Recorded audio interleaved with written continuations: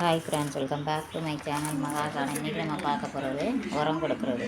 அதாவது புளிச்ச தோசை மாவு எடுத்து தண்ணியில் கலந்து செடிகளுக்கு உரமாக கொடுக்கணும். இது இந்த புளிப்பாக கொடுக்குறது மண்ணில் நுண்ணுயிர் பெருக உதவுது, மண்ணை வளப்படுத்துது, செடிகள் செழிப்பாக வளர்கிறதுக்கு உதவி செய்யுது. அதனால் புளிச்ச தயிர், புளிச்ச மாவு, அப்புறம் புளிச்ச கஞ்சி எல்லாமே இதில், வடித்த கஞ்சி எல்லாமே இதில் விடலாம். தண்ணியில் கலந்து விடணும், டைரெக்டாக விடக்கூடாது. இது ஒவ்வொரு செடிகளுக்காக விடுவோம். இது ரோஸ் செடி, இது அரளி செடி, அப்புறம் ஒவ்வொரு செடிகளுக்காக நம்ம இதை உரமாக கொடுப்போம்.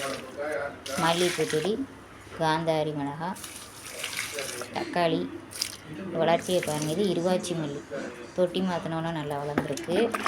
அதே மாதிரி நம்ம தயாரிச்சுக்கிற உரமும் நல்ல செடிகள் செழித்து வளர உதவுது. கிச்சன் வேஸ்ட் வரும். இது பன்னீர் ரோஸு, நிறைய மொட்டு வச்சுருக்கு. இது அவரைக்காய் செடி, எல்லா செடிகளுக்கும் உரமாக கொடுக்குறோம்.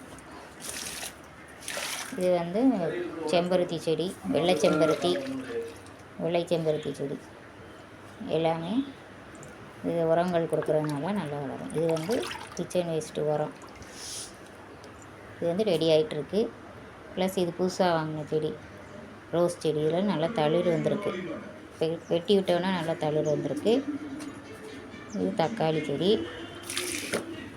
எல்லாத்துக்கும் நம்ம உரத்தை கொடுக்குறோம். புளிச்ச மாவை தண்ணியில் கலந்து உரமாக கொடுக்கும். இது வல்லாரை செடி.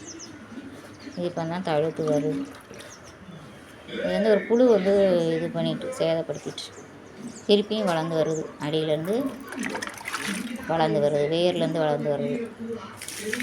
இது இதுவும் ஒரு இதுதான், ரோஸ் தான், மஞ்சள் கலர் ரோஸு. இது புதுசாக வாங்கினா பிளாக் ரோஸ். இதுலேயும் நிறைய தளிர் பிடிச்சி வருது பாருங்க.